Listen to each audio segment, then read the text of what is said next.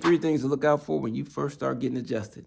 One, if you're in pain, you can turn to your sane self again. Because once you get rid of that pain from getting adjusted, all of a sudden you're all good again. Number two, look for better ranges of motion in all your joints and everything that's been adjusted, because it's probably more than it ever has been before.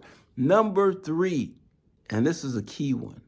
I hear this all the time about how people sleep so much better after that first adjustment. Slept better than they have in a long time. So those are three things to look out for when you first start getting adjusted.